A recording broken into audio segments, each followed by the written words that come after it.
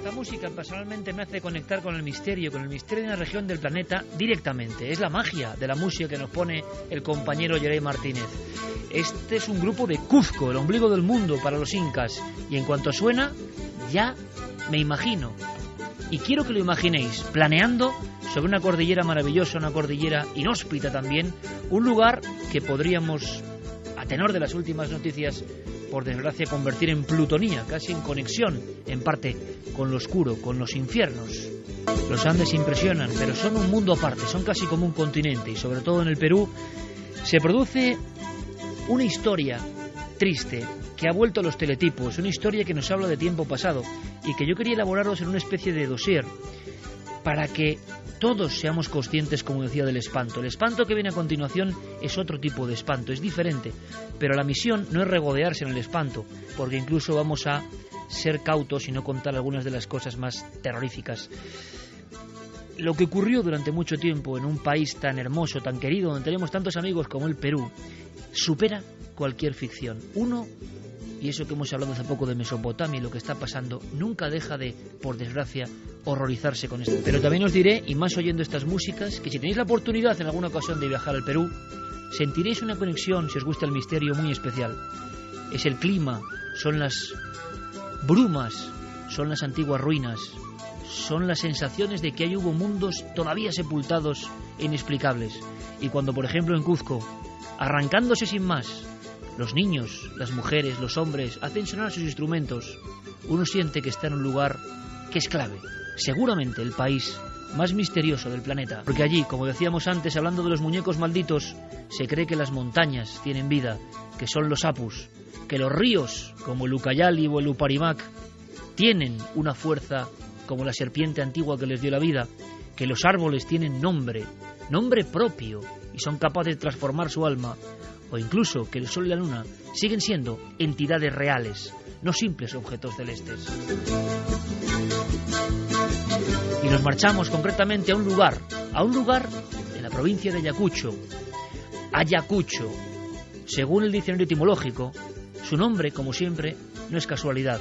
Diccionario español quechua, la antigua lengua que aún se habla por parte de los descendientes de los incas. Aya significa muerto y cucho, rincón. Ayacucho es el rincón de los muertos. Aunque algunos estudios dicen que es Ayacuchoc. Ayacuchoc es no rincón de los muertos, sino el que trocea a los muertos, el que corta a los muertos, el autopsiador o el viejo dios andino y de los desiertos del Perú, el degollador. Uno, cuando va a la etimología, dice: qué curioso, aquí la muerte y la vida, como hablábamos de Mesopotamia, siguen jugando. Estamos viajando, amigos, en un planeo imaginario pero real a la Mesopotamia del Nuevo Mundo. Porque allí surgió en Ayacucho una cultura a la que atribuyen maravillas como Tiahuanaco, la ciudad sin tiempo, que es la de los Wari. Hace muy poco también aparecía en teletipos una noticia. Una momia, una de tantas, pero tenía algo diferente. Era una momia Wari. Muchos siglos la contemplaban. Era una mujer sentada en cuclillas, parecía una hechicera, tenía largas trenzas que bien seguido parece creciendo post-mortem. Y su máscara de oro tenía dos ojos, pero dos ojos desorbitados, dos ojos muy grandes, los ojos de aquel que ve más allá, en Ayacucho, el rincón de los muertos. Unos ojos que, según dijo algún arqueólogo un tanto espantado, parecían profetizar o augurar un terror indescriptible en esa misma tierra.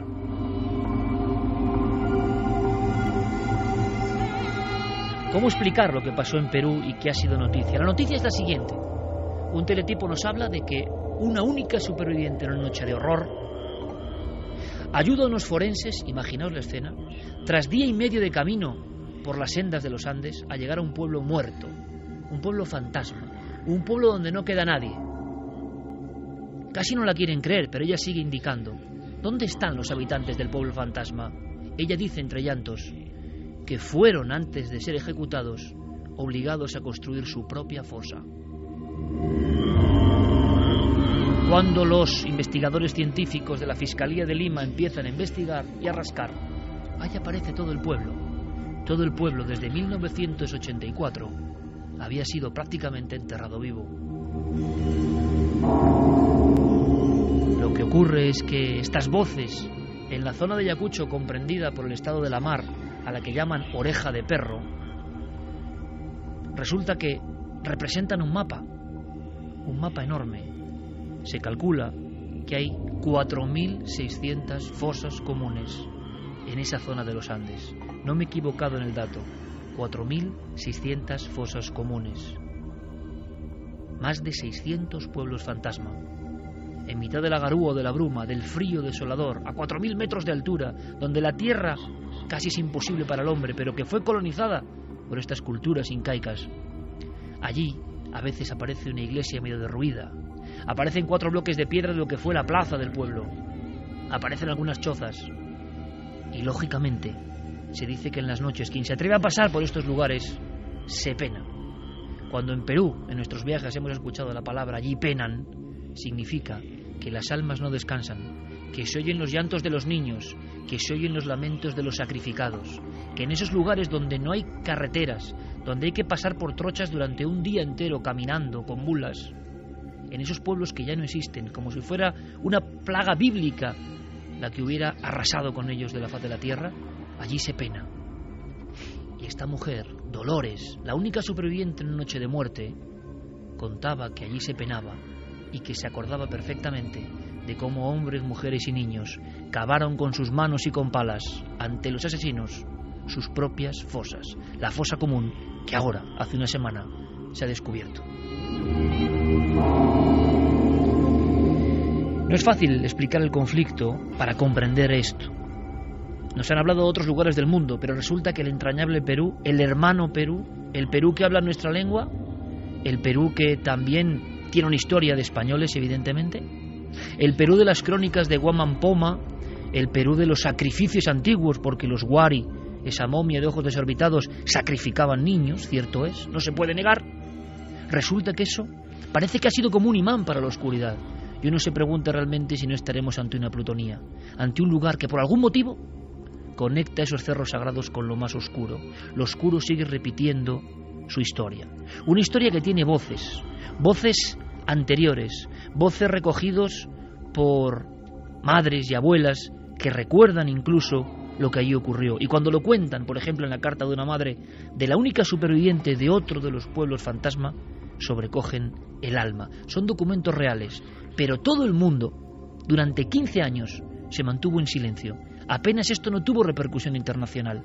Había una serie de matanzas en los Andes, en la alta puna peruana, como nunca se han dado, creo yo, en otras partes del planeta. Decía Iván Tais, un gran escritor peruano, en su viaje y en su libro, Un lugar llamado Oreja de Perro, que el sufrimiento debe ser como un mineral. Fijaos, ¿no? Qué metáfora. Como un mineral pesado.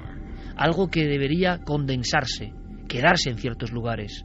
Él ha estado caminando por estos pueblos sin nombre, pueblos que perdieron la raíz hasta de su nombre, donde en ocasiones toda la población está en una fosa en mitad de la plaza. Fosas que siguen sin levantarse. ¿Qué ocurrió en el Perú desde 1982 hasta 1995? Cuando venían los militares, los niños tenían que estar calladitos, sin hacer bulla. Pero a veces el hambre, la sed, hacían que los niños lloren. Por eso los jefes de los senderistas ordenaron matar a todos los niños en Huertahuayco. A las mujeres les ordenaron matar a sus hijos, pero después ellos mismos los mataban ahorcándolos con soguillas. Y también con sus manos les aplastaban sus cuellitos. Las mamás no podían detenerlos porque también las amenazaban con matarlas. Solo lloraban de miedo. Otras se tapaban sus ojos mientras que a sus bebés los mataban. Cuando llegaron los militares, nos decían igual que los senderistas cuando iban a asesinar a alguien. A la mala hierba desde sus raíces debemos matar. El que llora es un terrorista y debe morir. A la mala hierba se le debe matar. Esa es la ley. Matar y matar. Y toditos calladitos, solo rogando a Dios que nos salve. ¿Qué pasó para que unas comunidades andinas pacíficas vivieran este terror? Es difícil explicarlo todavía hoy. Los amigos y compañeros peruanos aseguran que es un gran misterio histórico. Se ha hablado de otros puntos del planeta y sobre este no. Apareció hacia 1982 una agrupación de corte maoísta, comunista, que pretendía dar un cambio. Un día de ese año, en el pequeño pueblo de Chusi, hablamos siempre de comunidades muy pequeñas, apenas 4 casas de piedra y adobe, una iglesia, a veces en empalizadas, a veces en pendientes, donde la vida es muy complicada, donde cuesta respirar, donde la sangre se espesa a 4.000 metros de altura, sin comunicaciones. Hablaba Vargas Llosa del Perú no oficial, mientras en Lima, mientras en otras ciudades importantes, Trujillo, Arequipa, el Perú occidentalizado, se silenciaba todo lo que estaba ocurriendo en esta zona de los Andes, de los míticos Andes que todos tenemos en la cabeza. Allá había un auténtico genocidio, pero un genocidio, y esto lo digo casi como homenaje, donde los pequeños pobladores fueron masacrados por unos y por otros. Ese grupo Sendero Luminoso en 1982 revienta unas urnas electorales y empieza con una serie de militantes a tomar unos pueblos donde no había ni ayuntamiento. El jefe simplemente solía ser el Barayoc. ¿Quién era el Barayoc? El Barayoc era el más anciano del pueblo. Esta tradición de poder viene desde los incas, que le dieron este nombre, Barayoc. Por tanto, era muy fácil reducir al Barayoc y decir que ellos eran los nuevos dueños, sobre todo si tenían fusiles. Con la hoz y el martillo, los seguidores de Sendero Luminoso empezaron a provocar el terror. Pasaron de la disciplina a las torturas en público, a las decapitaciones, una especie de locura de sangre para dominar ciertos pueblos y para expandirse en una especie de afrenta al Estado. Por otro lado, imaginaos, amigos, porque esto no es muy conocido, el Estado empieza una especie de guerra sucia. Comandos militares, aparentemente sin ningún tipo de control, tienen una única misión, que es acabar con estos subversivos comunistas que están quedándose con el territorio de la Oreja de Perro en Ayacucho. Y entonces los pobladores, los humildes pobladores que cultivaban su yuca, su plátano, su maíz, que vivían con lo justo, que vivían casi como en la edad de piedra, que vivían con sus ponchos y sus pocas llamas, veían cómo venían los terroristas y les masacraban. Venían los militares y a veces, creyéndoles terroristas, también los masacraban. Así, poblaciones enteras. Así, voy a dar otro dato, 75.000 muertos. 75.000 muertos, de los que se han recuperado 1.300 cuerpos. Pensemos en la cultura andina, que cree que el alma pena. Si no se entierra con unos sacramentos, el alma pena. Si a uno lo matan con violencia, a destiempo, el alma pena. Bueno, pues hay 73.700 personas en pueblos fantasmas que penan. Así pues, la guerra se hizo fratricida. Encapuchados, casi como otros grupos de la Mesopotamia hoy, aparecían en las noches, muchas veces incluso aparecen retablos y en dibujos en noches de luna llena. Los miembros de este misterioso grupo, Sendero Luminoso, uno de los grupos terroristas más sanguinarios de la historia, aparecían y tomaban un pueblo. ¿De qué forma? Ejecutando a todos, quedando solo con las personas que podían servirles militarmente. Se mató a niños, se mató a mujeres. Hay decenas de fosas con niños y mujeres, solo con niños y mujeres, que se descubren en lugares inaccesibles casi por casualidad. Pero luego venían los militares incontrolados, buscando como fuese cualquier pista, y a veces las pistas se daban por envidia, se acusaban sin pruebas, y los militares, por increíble que parezca, comprobado está en las comisiones de la verdad, arrasaban de la misma forma, con la misma violencia que los propios terroristas. El terror y aquellos pobres pobladores, con sus creencias, con su cultura, durante 15 años masacrados. Por eso hay una zona, la Oreja de Perro, en el Perú, Ayacucho, que prácticamente ha sido exterminada. Ahora solo algunos pobladores quieren volver a esos lugares donde ya no queda casi nadie y donde todos aseguran que precisamente en la noche se oyen todavía las voces clamando justicia. Los teletipos hablaban de esta pasada semana prácticamente, el hallazgo increíble por parte de una mujer que había sobrevivido. Habían llegado en la noche los terroristas en 1984 y ella había sobrevivido por algún motivo, y 30 años después, acordándose de dónde ocurrió todo, ha ido con los forenses para encontrarse con el espanto. El antropólogo forense Luis Rueda, de esta comisión fiscal, hablaba así con nuestro compañero Fermín Agustí y nos contaba cómo, por increíble que parezca, al margen de cualquier noticia, en el Perú profundo se ha producido un éxodo. Pueblos enteros, como está ocurriendo por ejemplo en Turquía, pero por otros motivos, tenían que marcharse a las cuevas. Volvieron a la edad de piedra, niños, mujeres y hombres viviendo en cuevas, con sus pueblos dominados bien por los militares, bien por los terroristas. Ellos vivían en Chilligua, que es un poblado al cual al lugar es inaccesible, ¿no? Es una puna, en la zona conocida como Oreja de Perro, en Chungui. Estaba en constante asedio tanto de los grupos senderistas, así como el asedio también de las fuerzas del orden, ¿no? Es así que ellos deciden asentarse en otro lugar. Se reúnen 50 personas, de las cuales habían más mujeres y niños, y se van hacia el lugar que se llama Paccha, ¿no? Que queda aproximadamente de ese punto Chilligua, queda como a un día y medio de caminata, ¿no?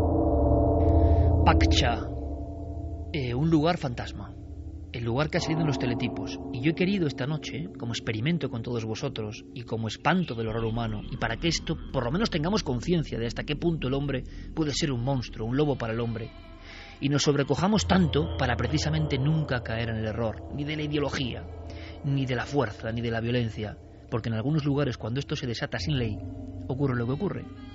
Perú es un esqueleto vivo en esa zona de Ayacucho, un ejemplo de lo que ocurrió. Luis Rueda fue durante día y medio junto a las mulas, guiado por el instinto de una mujer, Dolores Guzmán. Esta mujer escapó de aquella noche en la que llegaron los hombres vestidos de negro y ejecutaron a todo el pueblo. Pudo escapar. Así nos la presenta. Bueno, dentro del universo de personas que se ha exhumado hay más mujeres y niños, ¿no? Niños de entre 2 a 8 años, ¿no? La señora Dolores, que conocía a gran parte de esas personas porque eran lugareños, ha llegado a reconocer presuntamente a nivel indiciario, en base a las prendas, a un aproximado de 15 personas, ¿no? De las 21 personas recuperadas. La noticia, que se repite por todos los medios, se replica, se copia y se pega, como se hace habitualmente muchas veces, nos llega como un reflejo lejano, como otra noticia perdida entre tantas que ya no nos impactan. Yo quiero que nos impacten. Esta mujer reconoce a toda su familia por la ropa que llevaban y porque la recuerda cavando su propia fosa una noche de luna llena cuando llegaron estas personas. ¿Quién mató al pueblo de al lado? Pues lo hicieron los otros, es decir, a 400 metros, 2 facciones en lucha maniquilaban a todo el pueblo. Es una historia que ya nos ha contado en parte Vargas Llosa y otros, pero que solo con lo periodístico y oyendo las voces creo que podemos comprender.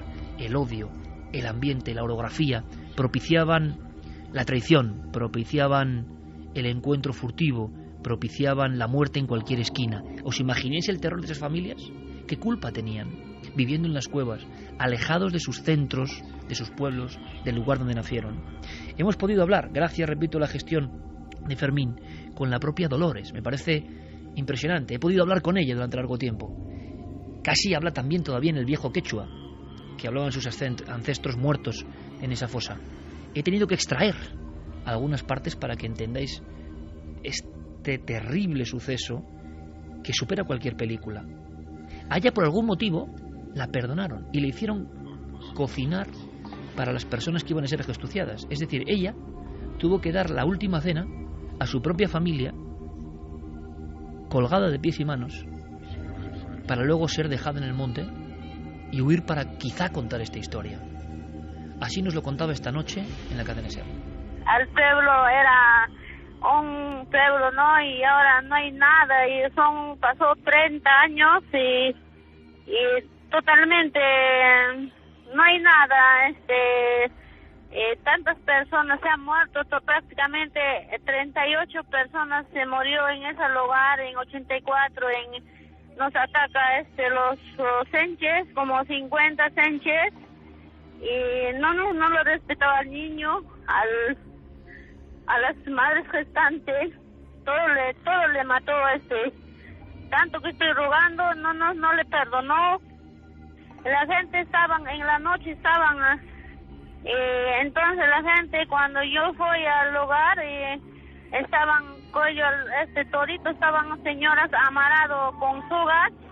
Yo estaba embarazada a mi bebé de 1 mes, y entonces de ahí le dijo en la noche, y un momento que cuando llegamos a la casita todos estaban amarrados sobre el cuello en la noche.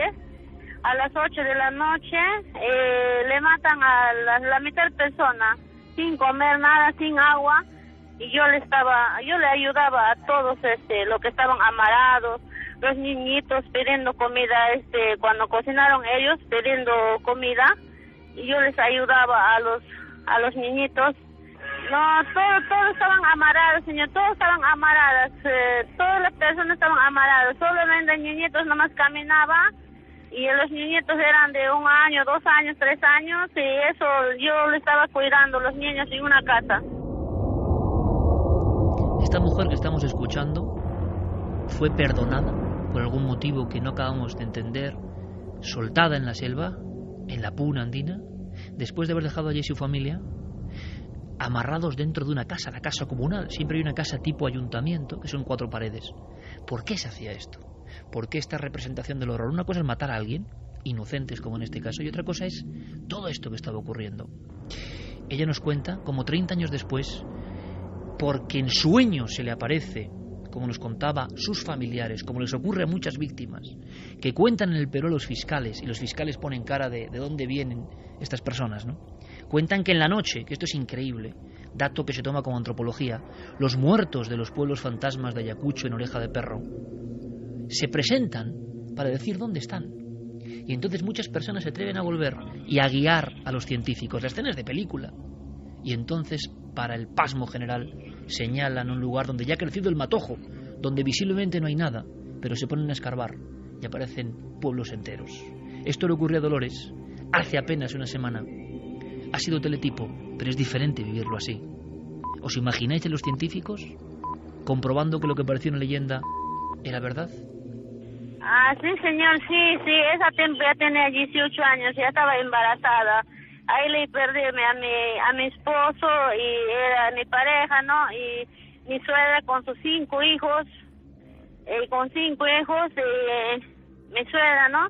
Y aparte sus familiares, total son 38 muertos, y ahora exhumados son 21 nomás, y no están restos. Eso nosotros queremos buscarlo, no sé, señor. Y yo me recuerdo que ese rato que mi cuñado tenía 17 años, el chibolo, al 17 años era mi cuñado, y encimita nomás estaba, señor, encimita nomás estaba mi cuñado. Entonces dije, con eso la segunda fosa, yo sé que encimita estaba mi cuñado, con eso me voy a identificar, pero le habían sacado un costadito, le habían tapado a mi cuñado, y yo me reconozco su polo en sus medias. Había personas adultas, como 5 personas, encimita nomás. Entonces ahí me reconozco mi suegra con su ropa, y otra persona en su ropa también. Mi tío, su hermano de mi suegra, le reconozco en su chompa, era color guinda, y los niños, que mis cuñados eran más chiquitos, más abajo estaba, y seguían escarbando, ya mirándole eso ya te sientes mal, y totalmente, a pesar de que años ha pasado. Hay en otros lugares también, señor, sigue sacando, todavía hay 35 personas todavía para que pueden escarbar en la misma fosa.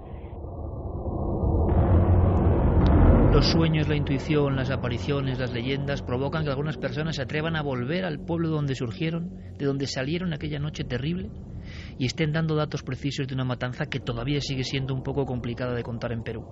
Porque hubo guerra sucia y hubo este grupo subversivo que todavía tiene algunas unidades o personas que pretenden resucitarlo, porque les hablaban de que iban a acabar con los ricos. En aquel Perú profundo y profundamente pobre parecía una solución. Se pasó a los pocos días a la instrucción militarizada y después a los castigos ejemplarizantes. Aquel que tuviese un poco de tierra lo sacrificaban en vivo. los relatos son tan crudos que es mejor ni contarlos, aunque a veces es la única forma de tomar conciencia de lo que ocurre. Nadie sabe por qué en esa espiral de terror, en las noches, Sendero Luminoso, subía a las personas y hacía las mayores barbaridades que nadie puede imaginar. Hubo artistas como Edilberto Jiménez que hacían los típicos retablos ayacuchanos.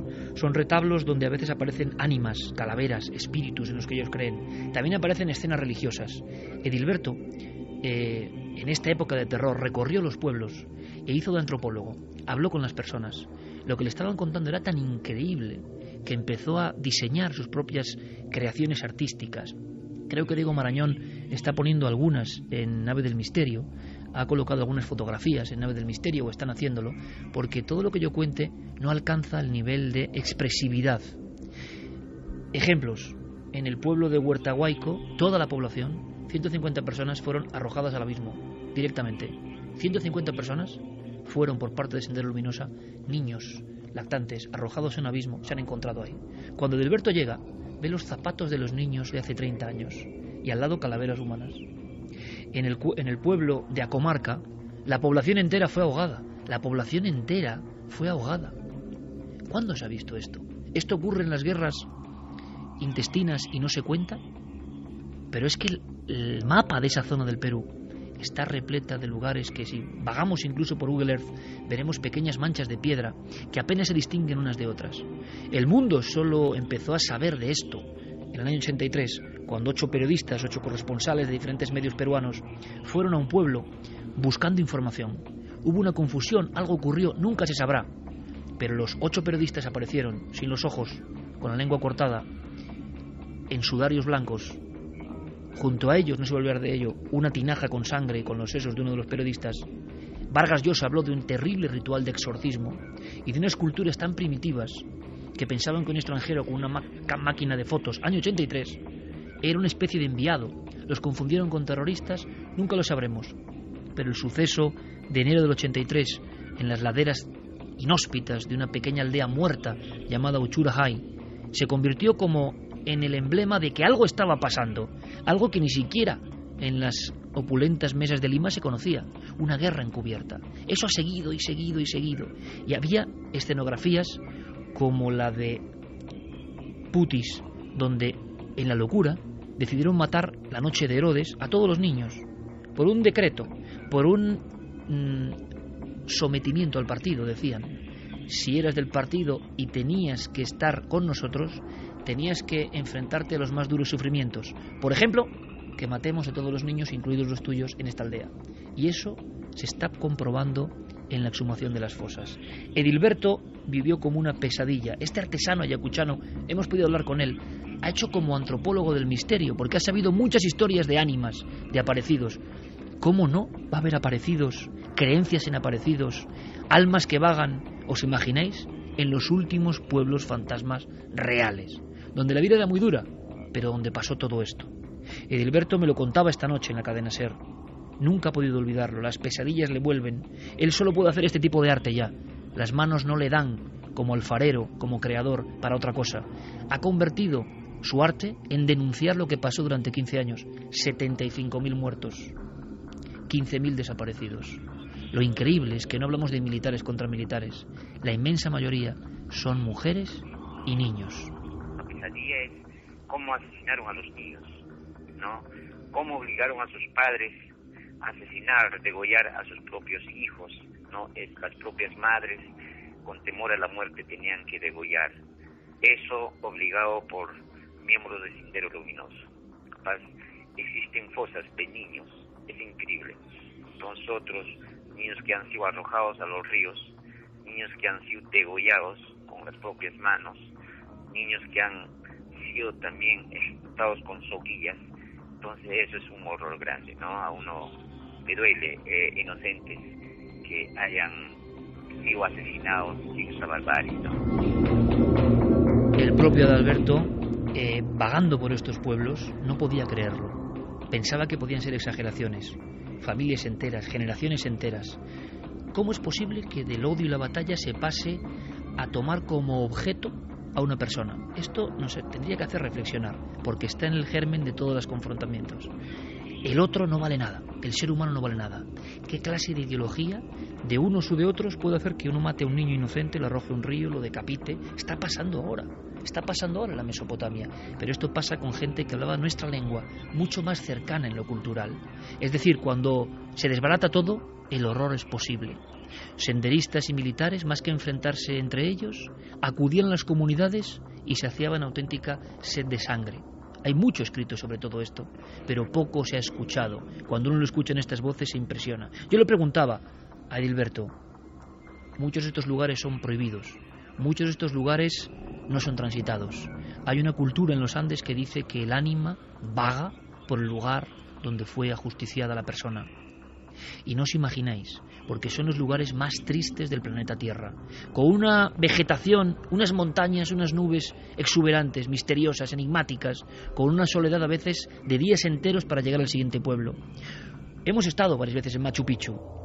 Ahí están los turistas, ahí están los hoteles de 5 estrellas, y cuando uno sube al Templo del Sol, pero se gira al otro lado, como dando la espalda a toda esa maravilla de la humanidad, mira hacia unas montañas que están al frente, unas montañas como la coraza de un dinosaurio, que van prolongándose hasta el infinito. Ahí empieza la Oreja de Perro, ahí empieza un lugar que estuvo al margen del mundo. Ahí están los pueblos fantasmas hoy, los pueblos donde se ponen pequeñas cruces de palo y poco a poco los pobladores empiezan a tocar, a visualizar. Cada pueblo, en vez de plaza, tiene su fosa, y en la inmensa mayoría no queda nadie. ¿Ocurrirá esto en alguna otra parte del mundo? Pueblos enteros con toda su población enterrada. Por supuesto, Edilberto, en sus cuadernos, en sus dibujos, se llevó cientos de casos. Se oye el llanto de los niños. ¿Cómo no va a oírse?, pregunto yo. Se oye el desgarrador lamento en la noche de las madres, condenadas a muerte y sin escapatoria en aquel lugar. Edilberto podría contar muchas cosas, pero nos adelantaba esto en una entrevista difícil de olvidar para nosotros. Como las almas penan, ¿no? Como los niños lloran, etcétera. O sea, en cada lugar tiene su propia historia y se cree que las almas ahí están penando, ¿no? Necesitan ser recogidas. Imagínate, ellos siguen soñando, los muertos le están diciendo a las mujeres, por ejemplo, a sus familiares, estoy en una zona, estoy dentro de los celos, estoy al lado de una capulla, me está haciendo frío, no quiero que me cubras. Todas son historias que como les revela a sus familiares. Lo alucinante es que en pleno 2014, cuando surge este teletipo, entre otras muchas cosas, de que un pueblo fantasma ha aparecido en Perú y nos quedamos con esa imagen, no profundizamos, no comprendemos lo que hubo ahí. Ahora, Edilberto ha conocido a muchos supervivientes, a veces a alguien podía esconderse. ¿Os imagináis una niña, como en el caso de Totora? De todo el pueblo sobrevive una niña que se ha quedado junto a un río, y ella es la que cuenta el horror, pero tiene que pasar jornadas para huir de esos pueblos, para llegar a un lugar donde no la vayan a matar. Y cuando lo logra, casi nadie puede creer lo que está contando. Ejecuciones sumarias y no quedar nadie. Y por supuesto, ese lugar queda vetado, misterioso. No se puede volver porque se tiene temor a los que fueron ajusticiados. Hoy, por desgracia, después de muchos años, ya no hay aparentemente estos sucesos, claro, y sin embargo la misma zona, lo que hablábamos de el imán hacia el terror, está tomada por los llamados cocaleros, muchachos que llevan en mochilas grandes cantidades de hoja de coca para ser procesada y están apareciendo día sí día no muertos en los caminos. Las confrontaciones son ya entre los militares y los narcotraficantes, pero en el mismo lugar. Y yo me quedo con las palabras de Iván Zais. Si el sufrimiento fuese un mineral, si se depositase como sedimento en algo, ¿qué sería esta zona? Con 73.000 muertos bajo el suelo, pensemos, y la mayoría niños y mujeres inocentes.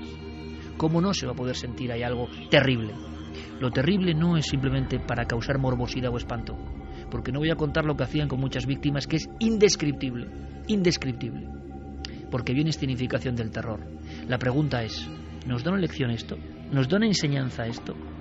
¿El ser humano aparentemente normal de aquellos pueblos enloqueció repentinamente? El hombre lobo para el hombre, a veces detrás de un teletipo y toda una historia, y a veces nosotros tenemos que contar algunas historias para que seamos conscientes, para que no solo sean una hoja volandera. Esto ocurrió en los años del terror, entre Sendero Luminoso y los militares incontrolados, en un lugar llamado Oreja de Perro, Ayacucho. Quizá podéis investigar y podáis ver que por mucho que nos asombre el ser humano, siempre hay un paso más, siempre hay algo terrible. Yo espero que el siguiente viaje sea mucho más luminoso y no sea hacia un lugar con apariencia bondadosa y mágica, pero con un trasfondo de plutonía auténticamente infernal.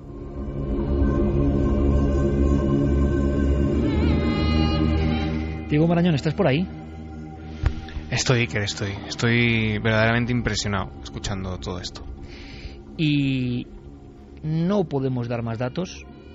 Yo no sé si tú has accedido en tiempo real en Nave del Misterio, en las redes sociales, a poner alguno de estos terribles retablos ayacuchanos, ¿no? Sí, los hemos puesto también, hemos puesto los grabados que Dilberto pudo dibujar sobre el terreno mientras los residentes en aquella zona le explicaban todo lo que había pasado. Están en Twitter si la gente quiere consultarlos. El dibujo expresionista, como buena escuela cuzqueña y ayacuchana, supera todo. No hay película que supere esto, es increíble, ¿no? Vamos con la dramatización, iba a decir para poner un poco de paz, pero creo que no. ¿Vamos con la dramatización, Diego? Vamos allá, vamos a escucharla. Ocurrió en Salamanca. Está basado en unos sucesos que tuvieron lugar en Peñaranda de Bracamonte, en una zona de viviendas unifamiliares de una barriada, y los protagonistas fueron 3 chicos. La dramatización se ajusta bastante, excepto en algunos nombres, luego te explicaré por qué los he cambiado. Y lo que vamos a escuchar es exactamente lo que ocurrió, unas sesiones de Ouija y acontecimientos que desde luego les cambiaron la vida a todos. Pues prácticamente vamos a acabar esta hora con esta dramatización, y a la vuelta, después del doble informativo, del informativo especial de hoy, nos sacarás de dudas, sobre todo que estén atentos al final también, ¿verdad? Eso Hay es. una sorpresa extraña incrustada ahí. Un pequeño homenaje. Dramatización de Diego Marañón para Milenio 3. Los 3 jóvenes avanzaban lentamente, sorteando los restos desperdigados de una actividad que en aquel verano de 1992 se antojaba ya lejana en el tiempo. El polvo que levantaban al caminar provocaba que los rayos de sol que se colaban por los huecos de ladrillo dibujasen líneas luminosas a su paso. Es que nadie piensa ayudarme. Marta se dio la vuelta de inmediato y comprobó cómo la silla de ruedas en la que se desplazaba Luis se había quedado atascada entre 2 de los tablones de madera del suelo. Ya salió el gruñón. Espera, exagerado, ya voy. Imagino que no hará falta avisar a la grúa. ¿Me estás tomando el pelo? Me gustaría verte a ti aquí sentada, esquivando toda esta porquería. Si estuvieras tú en mi situación... Ya empezamos. No, claro, desde ahí se ve todo muy fácil. Oye, ya basta, ¿eh? ¿Qué? Lo que oye es suficiente. Oye, no tengo la culpa, nadie la tiene. Asúmelo de una vez, ha pasado 1 año. Lo que te ocurrió fue un accidente. Eso en lo que estás sentado es una silla de ruedas, sí, pero estás aquí con nosotros, haciendo exactamente lo mismo que el resto. Así que deja de compadecerte de una vez, o por lo menos no lo pagues conmigo. No puedes reprocharme nada. Oye, lo siento, es que a veces esto me supera. Lo sé, tranquilo, no pasa nada. Vamos, ya estamos llegando. Y mi padre acaba de poner aire acondicionado en casa, con el frío que hace siempre en este caserón. Lo que deberíamos haber hecho es mudarnos aquí. Pablo, otro de los chicos, se bajó las mangas de la camisa que hasta entonces llevaba remangadas. Sí, parece increíble que estemos en agosto. Por lo menos debe haber unos 10 grados menos que en la calle. ¿Y eso? Ni idea. Parece alguna pieza metálica. Ha salido de aquel hueco. Esperad. Era el gato de Ramiro, el hombre que vive enfrente. También se ha debido colar para aliviarse del calor. Pues me ha dado un susto de muerte. Y a mí, si esto nos pasa de noche, yo no lo cuento. Venga, vamos. Ya sabéis a lo que hemos venido. Los chicos siguieron avanzando por el enorme pasillo. Al fondo, ante ellos, aparecía la puerta que daba a la sala principal. Oye, ¿tú crees que pudo haber algún tipo de sugestión? ¿A qué te refieres? El gato era de verdad, te lo aseguro. No, hablo de lo que le pasó a Susana. Quizá deberíamos olvidarnos de esto. Luis detuvo por un instante su silla de ruedas y bajó la mirada. El grupo no siempre había constado de 3 personas. Hacía unos meses, Susana, una amiga de la infancia con la que habían compartido muchas tardes como aquella, Había tenido un accidente en su casa, rompiéndose el cuello. El joven borró súbitamente la sonrisa de su cara, recordando por unos instantes el rostro de la chica. Susana se resbaló, eso es todo. Eso dijeron, pero desde que esa tal Laura le empezó a dar mensajes a través de la Ouija, estaba como obsesionada. Ya no parecía ella. Vamos, lo sabes tan bien como yo. Olvídalo. Nosotros somos los que tenemos el control de esto, ¿de acuerdo, chicos? ¿Quién tiene la grabadora? Yo. Está aquí, en mi mochila. Pues venga, no perdáis tiempo. Marta, ayúdame a girar para colocarme en la mesa y saca las velas. Y el tablero del cajón. En el último año, aquella reunión semanal se había convertido en una cita ineludible, representando una especie de adicción a lo desconocido. Aparentemente, la entidad que se manifestaba a través del desgastado tablero de plástico era siempre la misma. Decía llamarse Laura. Los jóvenes sabían perfectamente el camino a seguir, aunque esta vez querían dar un paso más en sus experimentos. ¿Ya está grabando? Sí, desde hace unos segundos. He visto hacer estas cosas en televisión. Puede que con un poco de suerte. A veces creo que estamos locos. Venga, vamos allá. Poned vuestros dedos en la moneda, como siempre. Los jóvenes obedecieron, repitiendo aquella suerte de ritual tan familiar para ellos. Todos conocían el procedimiento. Laura, queremos contactar contigo. ¿Estás ahí? La moneda que servía de improvisado máster no se movió ni un milímetro. Laura, si estás ahí, dinos algo. Ya se mueve. Se está moviendo. Los dedos de los chicos, apoyados levemente en aquel trozo de metal, comenzaron a moverse con rapidez por el tablero. Hola. Laura, ¿eres tú? Sí. N O G R A B E I S. La moneda se detuvo súbitamente. No. ¿Grabéis? Venga ya, ¿cómo lo sabe? No puede ser. Un escalofrío recorrió en aquel instante a todos los integrantes de la sesión. Lo que se deducía de aquellas dos palabras sobrepasaba los límites de la comprensión. Fuese lo que fuese, viniese de donde viniese, la fuerza que movía la moneda sabía que estaban experimentando con la grabadora.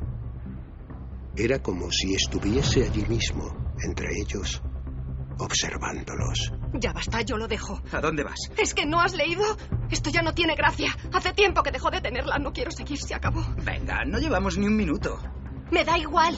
Si queréis continuar, allá vosotros, pero no contéis conmigo. Vale, tú ganas. Lo dejamos por hoy. No hablo solo de hoy. Yo no volveré a hacer esto. Pablo, para la grabadora y rebobina, anda. A ver si hemos cazado algo. Pablo obedeció. Tal y como había visto en la televisión, había llegado la hora de comprobar si la grabación había obtenido algún resultado. El botón de retroceso del viejo aparato le pareció más resistente que nunca. Al llegar al comienzo de la cinta, pulsó play. Allá va. Espero que Laura tenga una voz bonita. Laura, si estás ahí, dinos algo. Ya se mueve. Se está moviendo. Hola. Laura. Os mataré. Moriréis todos. ¡Páralo! ¡Para eso de una vez! ¡Quiero irme de aquí! ¡Os lo dije! ¿Qué coño ha sido eso? No lo sé, pero no pienso volver a ponerlo. Nos ha engañado. Todo este tiempo nos ha estado mintiendo. Sea quien sea, no es Laura. Ni siquiera creo que esto que se escucha sea humano. Yo sabía que Susana no había resbalado. ¡Esa cosa! Cálmate, Marta. Ven aquí, dame la mano y escúchame atentamente. Tenemos que acabar con esto de una vez por todas. Parar esta locura y demostrarle que quien ríe el último ríe mejor. Ha estado jugando con nosotros. Así que vamos a ser nosotros quienes tengamos la última palabra. Esa cosa, como tú dices, vamos a mandarla al infierno. La joven abrió los ojos con una mueca de estupefacción. No podía creer lo que estaba oyendo. Una última vez los tres juntos por Susana. Marta fundió sus ojos en la mirada de Luis. Aturdida y sin ser del todo consciente de lo que estaba ocurriendo, la joven aceptó sentarse con sus compañeros alrededor del tablero para cerrar de una vez por todas aquella puerta que habían abierto mucho tiempo atrás. Su dedo temblaba al acercarse a la moneda. Me dirijo a quien ha estado mintiéndonos todos estos meses. ¿Estás ahí? Sí. ¿Tuviste algo que ver con la muerte de Susana? Sí. ¡Dios! No, no os dejéis asustar. Es justo lo que pretende. ¿Quieres hacernos daño a nosotros? Sí. ¿Y cómo piensas hacerlo? Hoy acaba todo. L O V E R A S. Lo verás. Los jóvenes se miraron entre sí, buscando una explicación que ninguno de ellos parecía tener. La sensación de frío se acrecentó. ¿Lo verás? ¿De qué hablas? ¿Qué veré? T U F U T U R O. ¿Tu futuro? Una silla se desplazó en aquel momento por el suelo de madera, bloqueando la puerta por la que habían entrado en la casa. Las dos velas que permanecían encendidas sobre la mesa se apagaron de golpe. ¿Quién ha hecho eso? ¡Vámonos de aquí ya! Sí, vale, larguémonos. Mientras los jóvenes se dirigían hacia la puerta, Luis fue incapaz de distinguir un profundo agujero en el destartalado suelo. Su silla de ruedas quedó encajada en el hueco, provocando que el muchacho cayese hacia atrás. El golpe lo dejó inconsciente. Lo verás. Verás tu futuro. Tu futuro. La mente de Luis estaba sumida en la más profunda oscuridad. No era capaz de ver nada, pero aquella voz retumbaba cada vez más fuerte en su cabeza. Lentamente, la negrura fue dando paso a lo que parecía ser un punto luminoso en la lejanía, tenue al principio y más fuerte a medida que se iba acercando. Como si de una puerta se tratase, en el interior de aquel espacio le pareció distinguir una figura, una silueta que contrastaba con el blanco que la rodeaba. Tu futuro. Luis quiso gritar, pero no pudo. Intentó moverse, pero estaba paralizado. El terror dominaba su mente por completo, porque aquella silueta que en su mente aparecía suspendida sobre el suelo era la suya propia. El joven se vio a sí mismo balanceándose muy lentamente, con los ojos abiertos y una soga alrededor de su cuello. Ya lo has visto. Este es tu futuro.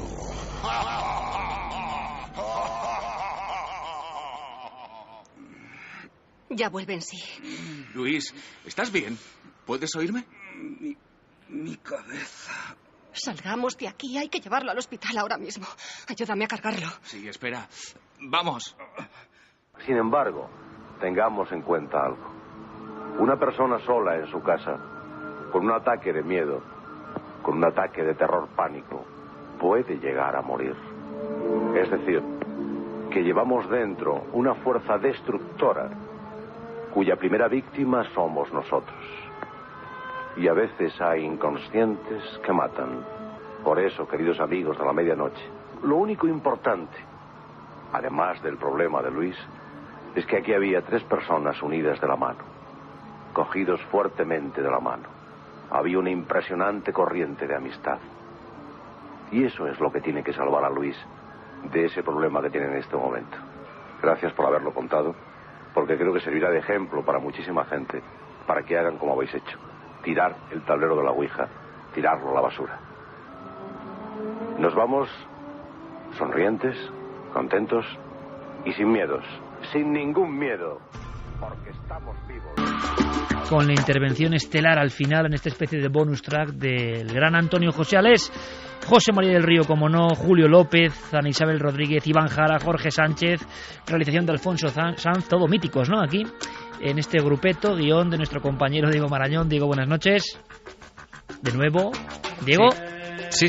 Creo que estamos dando la noche al público, pero bueno, ¿por qué ese bonus track que bien encajaba ahí, lo que decía el maestro Alés? Efectivamente, el protagonista del caso original no se llamaba Luis, tenía otro nombre, pero un día, cuando estaba precisamente escribiendo la drama y escuchando antiguos programas, como hago muchas veces, me encontré con estas palabras, ¿no?, que Antonio José Alés dedicaba a mediados de los años 80, mucho antes, a uno de sus oyentes que había escrito al programa para contar su caso. Era una experiencia muy similar, por otro lado, y al escuchar esto, estas palabras que alertan un poco contra la sugestión y que apuestan por luchar contra ella y tratar de ver el lado positivo de algo tan oscuro, pensé que muy probablemente lo que Alés hubiese comentado si este caso le hubiera llegado muchos años antes sería algo muy similar. 2:58. Diego, quédate al tanto porque algo pasa con esos chemtrails y vamos a hablarlo, ¿vale? Perfecto. Es la hora mágica, una hora que nunca fue, quizá, ¿no? Hay que dar en los archivos, pero ahora estamos en esa especie de salto del tiempo. Vuelven nuestros compañeros, como si nada hubiese ocurrido, como si el viaje por la oreja de perro de Perú y la dramatización nunca hubieran existido, más que nuestro impacto emocional, que es lo que cuenta, ¿no? Nuestras experiencias, al final, lo experimental es lo que vale. Nosotros volveremos enseguida con muchas más informaciones, con mucha actualidad, porque han pasado muchas cosas. Vamos a hacer una mesa milenaria especial, pero va a haber también otras sorpresas. Una hora más, si nos aguantáis. Aquí estamos, Milenio 3, edición especial, la noche más larga, en la cadena SER. Escuchamos la música que nos dice cosas. Dice Jeremy Martínez, nuestro comandante del sonido junto a Noel Calero. Jeremy Martínez, alias el mago de Cádiz, el requiebro fino, la cinta. Él sí que hace el clásico cuando jugamos al fútbol. Pues él dice, y me ha gustado, Iker, es que esta canción, y lo comparto, es mi corazoncito. Tenemos algo tan bello que hace músicas, que inspira el arte, que inspira la creatividad, que inspira lo hermoso. Porque ¿quién no puede sentir algo hermoso cuando Mike Oldfield hace esto? Mike Oldfield es un ser, por tanto, y poned ahí al que vosotros queráis, que ha logrado someter su oscuridad. No os olvidéis. Buen López dice, me encanta escuchar Milenio 3 en el coche, pero a la vez me da más miedo, no sé por qué, sois los mejores. Francisco Javier, no ver las actuaciones, estoy completamente acongojado, que estoy con los ojos como una lechuza, que cague, por Dios. María dice, la madre, qué susto, por experiencia no recomiendo la Ouija, entidad oscura, refiriéndose a lo que has contado de Perú, y qué terribles pensamientos pasarían por la mente de estos niños minutos antes de desaparecer. Horrendo. Mona Baku, una historia muy triste, más de 50.000 muertos, muchas poblaciones estaban entre dos fuegos, es el peor genocidio que hemos tenido en pleno siglo XX. María Ángeles Monserrate, ay, qué horror, por Dios, cuántos sufrimientos, las madres viendo a sus hijos como los mataban, eso sí que da miedo de verdad, pueblos enteros, me quedo sin palabras. Atienza Yasmín, horrible que te hagan matar a tus propios hijos, hay que vivirlo para saber, pero yo creo que me mataría antes de hacer eso. Sí, seguro. Sí, yo no entiendo cómo las madres pueden, por lo que cuentan, ¿no?, por librarse ellas, matar a sus propios hijos, degollar a sus propios hijos. Seguro que igual no fue así exactamente, ¿no? Me imagino que no, porque el instinto de una madre es morir antes que su niño, vamos, se moriría ella antes que matarlo. Aisha dice, qué imagen más terrible describe esta mujer, se me pone la piel de gallina cuando habla de los niños. David Sae, qué brutalidad, por Dios, ¿para qué queremos buscar demonios si ya los tenemos entre nosotros? José 7, Dios, la verdad, qué pena la vida en este pueblo y la pobre mujer. Daisy Nieves, conozco a militares que a pesar de los años quedaron marcados emocionalmente por la época del terrorismo. Gracias por vuestra participación. Muy atentos de verdad a nadelmisterio.com y a todo lo que hace Juan Villa, que está preparando algo bonito para la Noche de Ánimas. La semana que viene, Carmen, tenemos una sorpresa, creo que muy humana, ¿verdad? Sí. Y va a ser una Noche de Ánimas especial. Va a ser una Noche de Ánimas, es el día 1. Yo no quiero Halloween, oye, no sé si estáis conmigo, paso de Halloween. Oye, con todo el respeto, pero ya me parece como una campaña que bueno, que vale, que tiene sus raíces, orígenes celtas y lo respeto, pero es que yo soy español.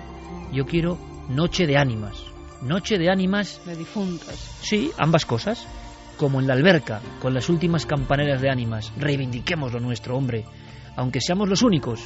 Noche de ánimas, ¿os apuntáis? La semana que viene en Milenio. Vamos ahora con alguien que seguro que nos dice algo a nivel filosófico, tal y como estábamos ya enganchados Santiago y yo, y enseguida con toda la información. Siempre tenemos la esperanza no se puede perder nunca. Como sabemos del horror, peleamos contra el horror. Contar para aprender. El miedo, porque sí, no vale para nada, de verdad. Vale si aprendes algo. Muchos amigos que nos escuchan en el coche, mandamos nuestro abrazo no solo a Enrique Bumburi, sino al compañero Javier Pérez Campos, que se encuentra buscando una de esas historias alucinantes, que ojalá salga todo, se hile todo, porque vamos a vibrar. Yo solo os puedo decir que cuando mi querido amigo Enrique Chazarra me lo comunicó, di un brinco. Ojalá lo logremos, Javi, suerte, estará escuchándonos y, como siempre ocurre a los miembros del equipo cuando estamos lejos unos de otros, unidos por el cordón umbilical de la radio, cómo se percibe el programa, ¿verdad? Es como diferente. Sin perder un minuto, 3:22, abrimos esa mesa especial donde opinamos de todo y de todos. Mesa milenaria.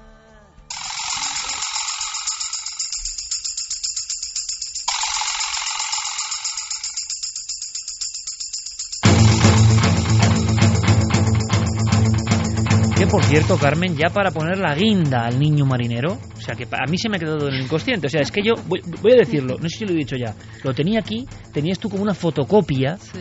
Claro, aparecía más oscurecido, seguro que si lo veo en vivo me impresiona menos, pero en fotocopia, con perdón, el cabrito de él daba un miedo impresionante, y es un muñeco, y yo estaba aquí escuchando a Carmen la historia y estaba aterrorizado. No me lo saques otra vez, anda, guárdalo por ahí. Tiene ojos como negros, y se habla de unos niños de ojos negros. Javier estaba empeñado, yo esto lo veía como pura leyenda urbana, pero no sé, siguen con la historia. ¿Qué ha pasado?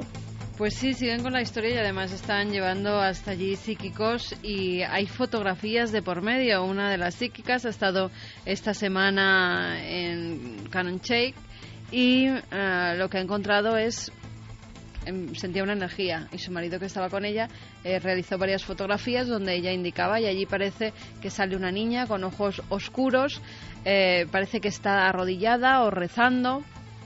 Ha puesto la foto a disposición de todo el mundo que la quiera analizar, porque dice que ella es sensitiva, que lleva 45 años de profesión, que ha encontrado incluso a desaparecidos, y que esta niña, a ella no le dan los datos de que fuera un asesinato que se cometió allí. Al parecer, todo el mundo identificaba a los niños de los ojos negros con 3 niños que desaparecieron, en concreto una de ellas, una pequeña de 7 años que se llamaba Christine, incluso otros mediums dieron ese nombre, pero esta mujer dice que parece una niña que murió por viruela o por alguna enfermedad de la época, de los años 30 más o menos, por el traje con el que veía a la niña. Ahora se están analizando las fotografías y también están yendo numerosos grupos de investigadores paranormales, porque los avistamientos se siguen dando, se siguen viendo esos niños con las cuencas de los ojos negras o vacías, y al parecer, según todos los sensitivos que han estado por la zona del bosque donde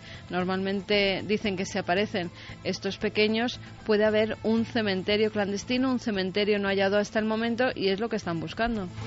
Para mí sigue teniendo todos los elementos de la leyenda urbana, pero seguiremos muy atentos. Leyenda urbana lo que también, sí que es cierto, ¿sí? Iker, perdona, es que la persona que fue encarcelada y juzgada como el asesino de esa niña pequeña, de Christine, justamente este año ha muerto en prisión, y justamente este año, después de 3 décadas, después de 30 años, es cuando vuelven a aparecerse esos niños de los ojos negros. 3:25, lo que también tiene componentes de leyenda urbana, y creo que nunca vamos a salir del bucle, y que de vez en cuando hay como oleadas, es el tema de los chemtrails, o contrails, o como vosotros queráis, en los cielos, sendas. ¿Qué tienen de misterioso? Pues no lo sé, que a veces caen filamentos incluso. Diego, oleada de primer nivel, y tenemos algunos documentos.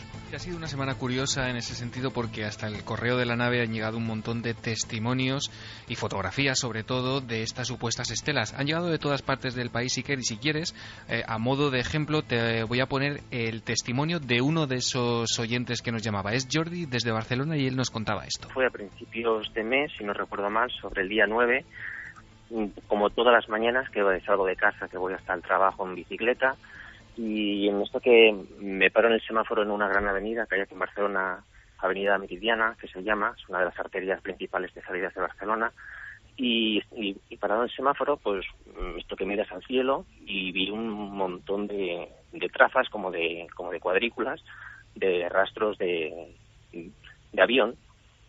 Me llamó mucho la atención la cantidad que había y las direcciones que tenían, que cada una no eran todas la misma dirección, ni mucho menos la primera lógica que le vi de dirección hacia el aeropuerto.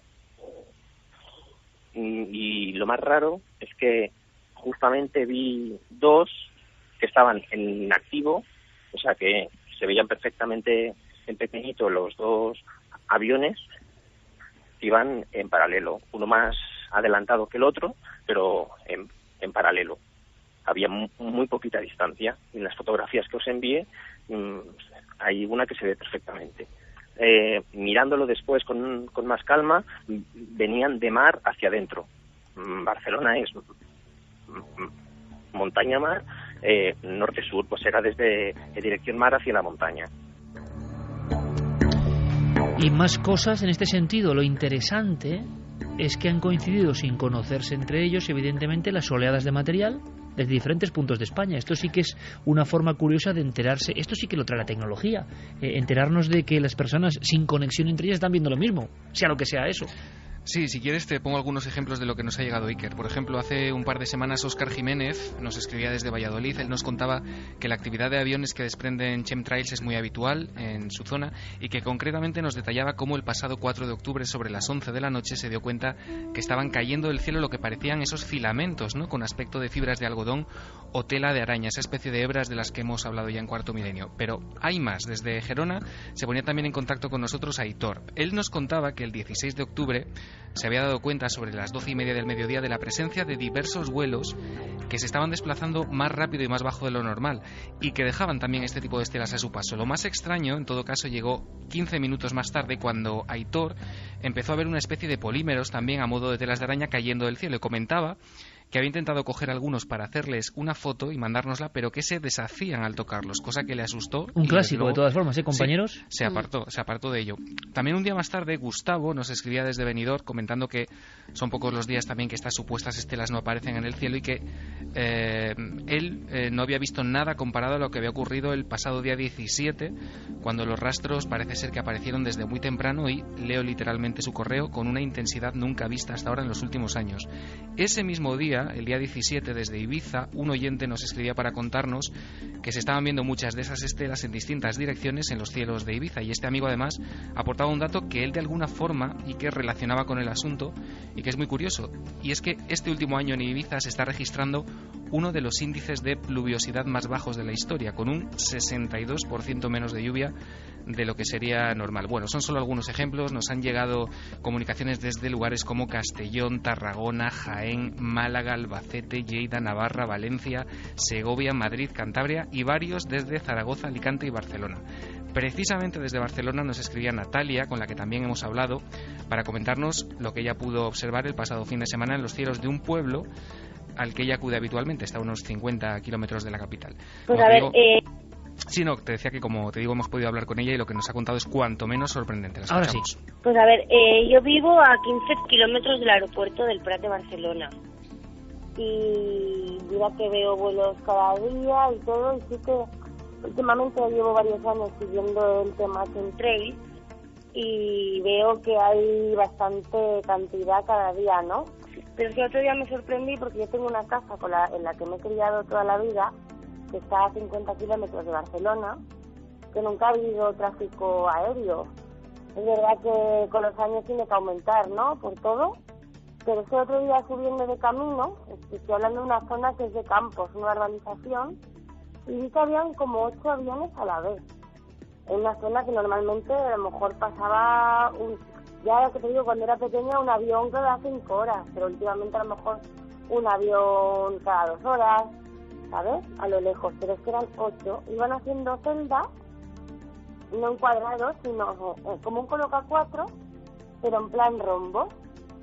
Y claro, es una casa que tengo en el campo y estoy al aire libre, estuve 4 horas al aire libre, iba observando, siempre me ha gustado observar, y veía cómo esas celdas se iban ensanchando iban formando nubes en un cielo despejado con sol, y se iba formando nubes y el cielo encapotándose. Entonces, claro, últimamente veo viendo mucho esto y veo muchas teorías que hablan de muchas cosas, pero es que en ese país, aparte de vuestros programas, es que de este tema no se habla para nada. Bueno, pues como ves, Natalia, aquí sí hablamos, y hablamos con total honestidad, compañeros, porque yo con este tema es que ya no sé dónde quedarme. Estoy recordando ahora lo que analizó Luis Alamancos y que tenía fibras, lo recordaba Diego Marañón, que parecían de origen no animal, no biológico. Sin embargo, claro, ahí está la duda, esas fibras estaban ya en el suelo, ¿no? Entonces, ¿venían del aire realmente? Claro, o al coger las muestras se cogió también muestras del suelo y el contaminado es el suelo.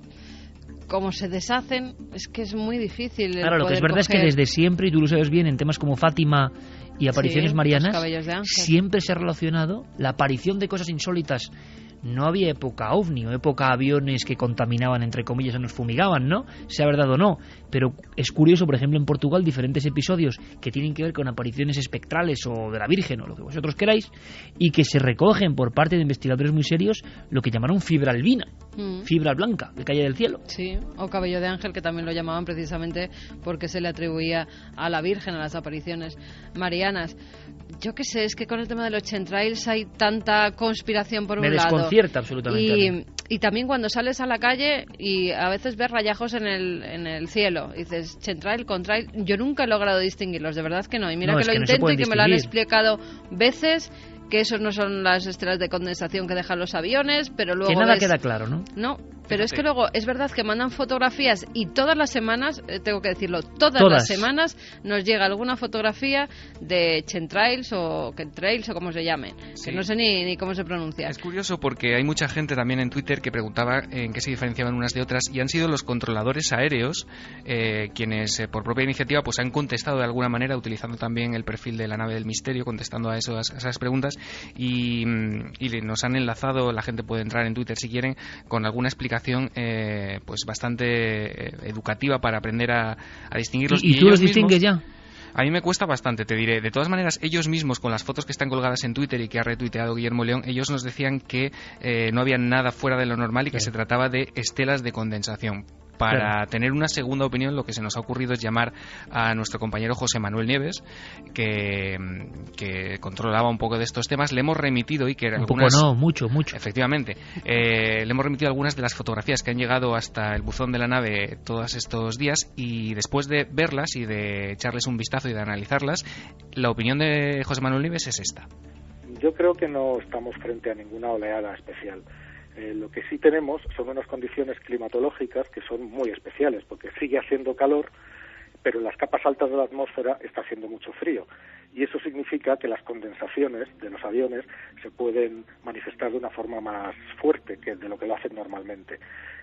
No hay absolutamente ningún motivo para tener ningún tipo de alarma. Los chemtrails, así llamados, que en realidad serían los contrails, en el fondo son lo mismo, ¿no? Son condensaciones de vapor producidas por los motores de los aviones, y depende, que duren mucho o que duren poco, depende de las condiciones climatológicas y de la temperatura reinante en ese momento. Pueden durar unos cuantos segundos o pueden durar horas.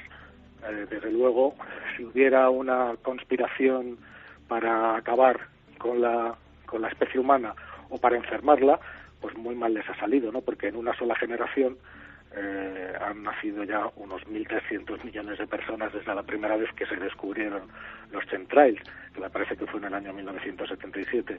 Pues han nacido 1.300 millones de personas, que es una China entera.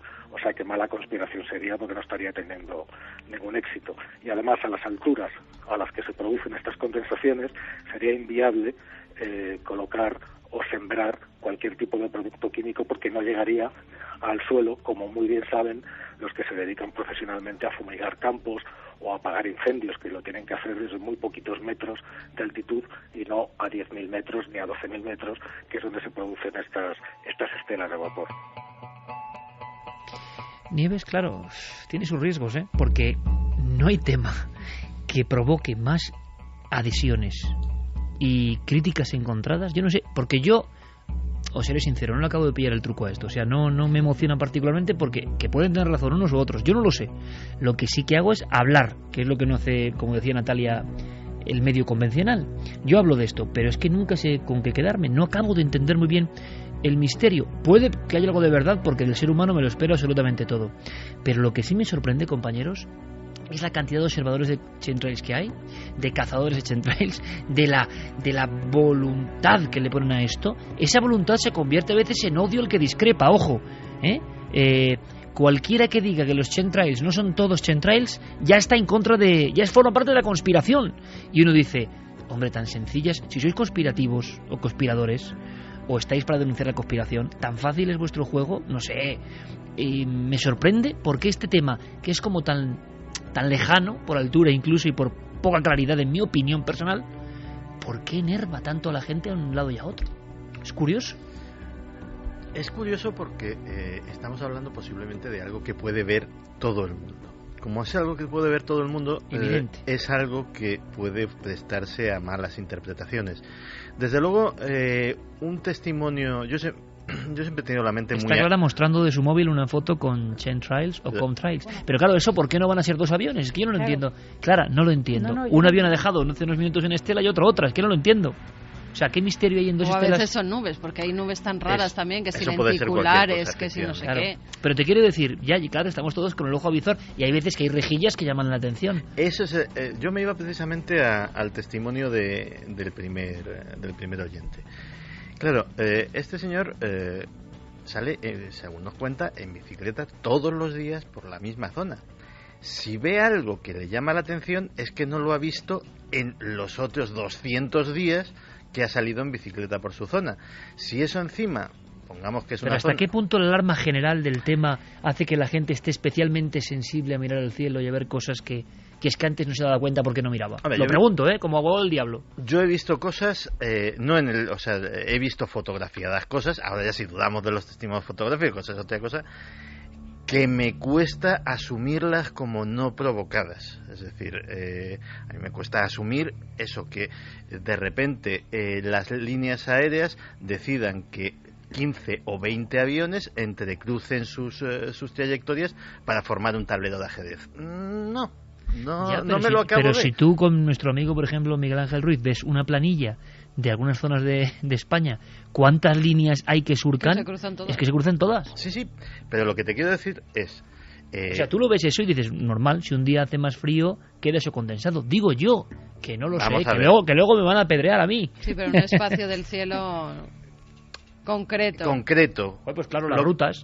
Sí. No, pero las rutas que haya, pongamos 7 paralelas en una dirección y 7 en perfecto ángulo recto, formando cuadraditos en la otra. O que de repente un avión se vuelva loco y en mitad del campo empieza a hacer espirales. Pero es otra cosa, en mitad del campo avionetas. A mí los aviones tan altos porque... Diego, concretamente en Castellón, había movida gorda últimamente con el tema de las nubes, difuminadores de nubes, creadores de nubes. Todo eso sí que tiene un mundo paralelo. Claro. Y que cuidado que es potente, ¿no? De eso hemos visto imágenes. Claro, es que eso sí que es realidad, ¿no? Pero claro, a tanta altura yo no sé qué efectividad tiene. En Castellón hace 2 semanas estaba abierta la investigación por parte del Seprona, efectivamente. Y sería muy prolijo hablarlo, pero ya te he dicho que siempre he tenido la mentalidad abierta, y cuando se me empezó a torcer la aguja de la balanza hacia el lado de los conspiranoicos, es cuando empecé a profundizar. ¿Se te ha torcido la balanza hacia los conspiranoicos? Sí. Tú eras muy escéptico con este tema en concreto. Y lo era porque no veía, me pasaba como lo que hablábamos antes, no veía el porqué. Es decir, no veía la razón, no veía la explicación, no veía qué había detrás, hasta que empecé a leer y a leer no en foros conspiranoicos, sino en revistas científicas, en sitios entre comillas serios, sobre un concepto que es geoingeniería. O sea, de repente esparcir cosas en la atmósfera para que produzcan en el clima determinados efectos. ¿Y crees que de verdad si hubiese chemtrails lo harían de forma tan evidente? ¿Los amigos de la conspiración, que siempre todo está en secreto y lo harían en mitad del cielo de Barcelona? Es que tampoco... Bueno, el cielo está arriba, ahí... Tenemos conspiraciones delante de las narices y... Ya, cierto, Sí, sin duda.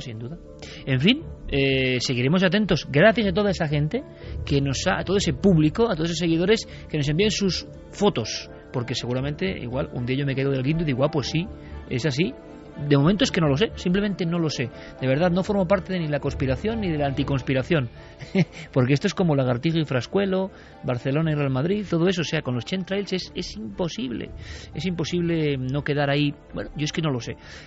Lo que sí sé es que esta misma semana se ha muerto un personaje que tiene mucho que ver con lo que hablábamos del vudú, que tiene mucho que ver con la magia simpática, que también deja en mantillas a la pura ficción. La propia vida de esta saga familiar es eso, de película de terror. Sí, totalmente de película de terror. Efectivamente ha fallecido Jean-Claude Duvalier, apodado Baby Doc, que fue expresidente haitiano, que ha muerto de un infarto con 63 años y que era hijo de François Duvalier, apodado Papa Doc, y que pues su hijo ascendió a la presidencia en 1971 a los 19 años, presidencia eterna, decían, tras la muerte de su padre, y continuó con el régimen de terror y de sangre que había iniciado su padre, ¿no? Y que se cree que pues entre ambos le costó la vida alrededor de unos 40.000 haitianos, ¿no? Duvalier, hijo, nació en Puerto Príncipe, aunque descendía, igual que la estirpe familiar, de esclavos negros. Y su padre había iniciado primero el reclutamiento de un ejército privado en 1959, que el nombre oficial era Voluntarios de la Seguridad Nacional, y esto lo hizo a raíz de una tentativa de atentado contra él. Y en teoría este ejército luego se conocía popularmente como Tonton Macuts, que son los tíos del saco, que ya el nombre... Los hombres del saco, realmente. Del saco, sí. Pero convertidos en realidad. Convertidos en realidad, que cogieron este nombre porque eran capaces en realidad de hacer desaparecer un personaje del vudú, ¿no? Que capaz de hacer desaparecer a cualquiera, ¿no? Cosa que literalmente se cumplía en cuanto había algún opositor a Duvalier, ya fuera periodista o de cualquier alta esfera, pues lo que hacía era o detenerle o a veces asesinarlo, ¿no? Y hacerlo ¿Vudú y canibalismo se ha hablado de esto, Clara? Sí, de hecho Duvalier padre pues fue un poco quien abogó porque se introdujera el vudú, digamos que era público y notorio entre el pueblo, pero estaba realmente prohibido. Y pues lo primero que hizo fue introducir el vudú como conducirlo como religión, digamos, oficial, y para ello, dentro de esta policía secreta, nombró a comandante en jefe a un bokor, a un brujo negro haitiano llamado Zachary Delba, que era muy respetado y temido en Puerto Príncipe. Y pues esta guardia profesional lo que hacía era, como eran voluntarios, no cobraban teóricamente nada, entonces claro, se ganaban la vida a base de extorsión al pueblo llano, de secuestros, de palizas, etcétera, y también utilizando el miedo a través del vudú, concretamente de la rama negra, en el sentido de que, como sabían que ellos creían en esto, pues era la forma mejor de temorizarlos, era que mandara a un comandante en jefe que era un bokor, ¿no? Y la verdad es que la historia de la saga familiar es tremenda. Cuando ya murió, como decimos, su padre y tomó el control el hijo, pues siguió con esas prácticas que era básicamente robar al pueblo, así tal cual, y quedarse con el dinero que había de ayudas externas humanitarias para la población de Haití, y hacer negocios de todo tipo, sacar cuentas en Suiza. Y mantenerse ahí, que es lo curioso. Mantenerse ahí hasta que ya una revuelta tremenda que hubo en el año 86 tuvo que huir al exilio, pero eso sí, primero hizo una fiesta de despedida en su mansión, una fiesta por todo lo alto, y después pues tomó un avión militar estadounidense, haciendo antes una parada para desenterrar los restos de su padre en una oscura ceremonia de vudú, llevárselos consigo y marcharse a la Costa Azul, donde permaneció allí 25 años y luego tuvo la desfachatez de volver al país. Lo que yo no sé es cómo, una vez que volvió en el año 2011, solamente tras una breve detención bajo los cargos de corrupción, robo y apropiación indebida de fondos públicos, fue puesto en libertad, se encerró en su casa y estuvo ahí tan ricamente enriqueciéndose con nuevos negocios, y nunca llegó a ser sometido a juicio. Estas figuras del África profunda y de la América profunda y de cualquier lugar del planeta profundo, asociadas al vudú, a los rituales, pero que se asesoraban por ese tipo de brujería negra, que no era un folclore, que creían en ello, que le daba más vitalidad a su puesto, como decíamos, para la eternidad. Ha habido una noticia de esas. Tenemos además la oportunidad de hablar con un corresponsal enviado en Bolivia, de esas que, bueno, en fin, yo sé que la noche ha ido un poco cruda, pero esto ya supera todo lo imaginable y ha pasado esta semana en la selva boliviana.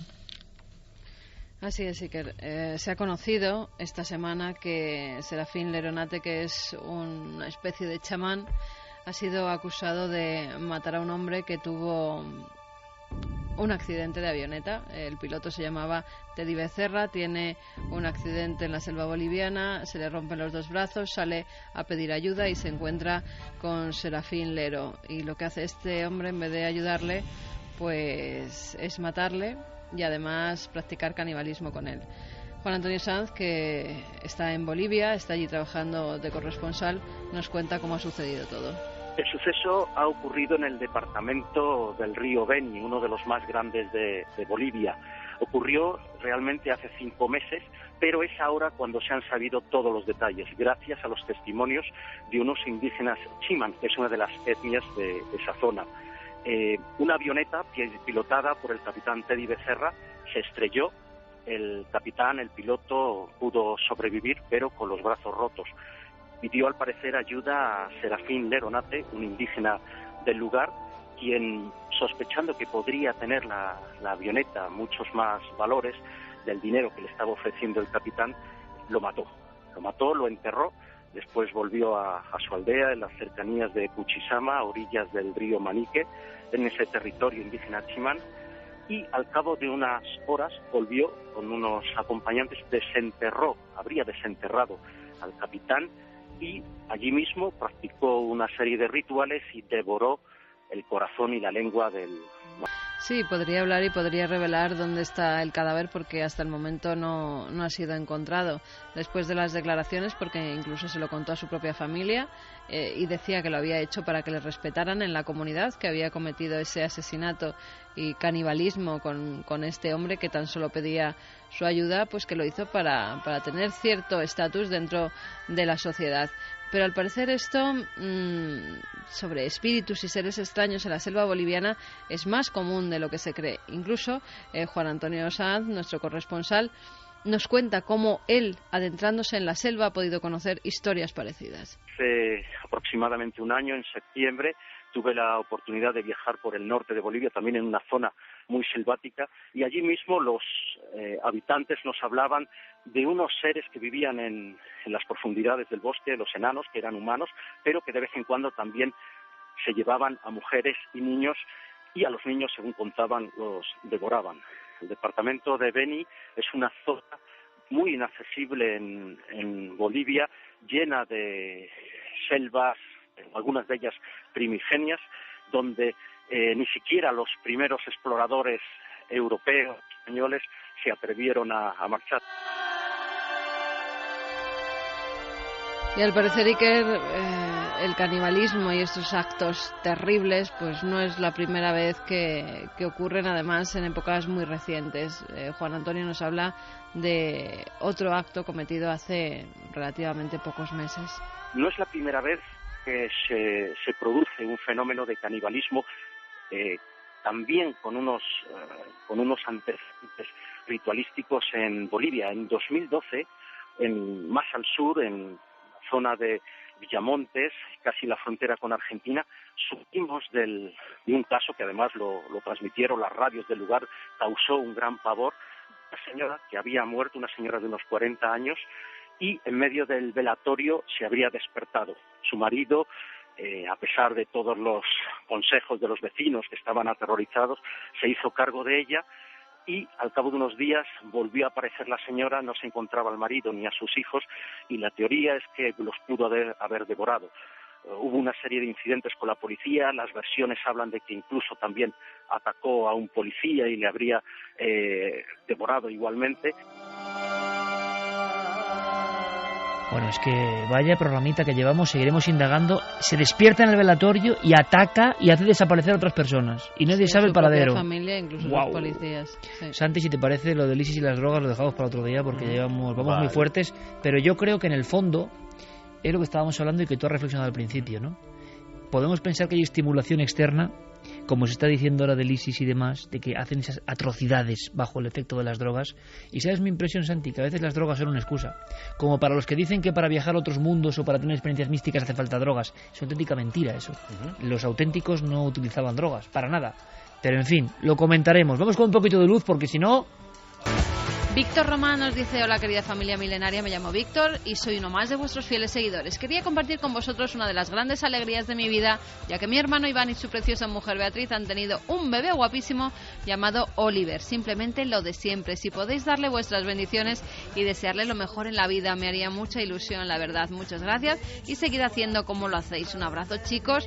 Hola querida familia milenaria. Pues con el otro bono, Santiago Camacho, todo tuyo.